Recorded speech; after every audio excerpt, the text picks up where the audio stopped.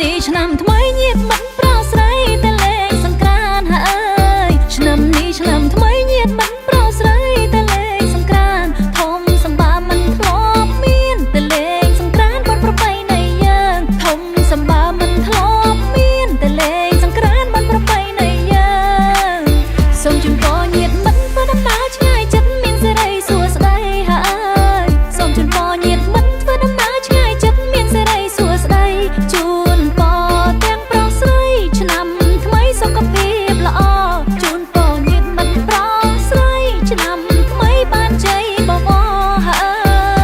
យឆារ៉ាឆារ៉ាឆារ៉ាឆារ៉ាឆារ៉ាឆារ៉ាឆារ៉ា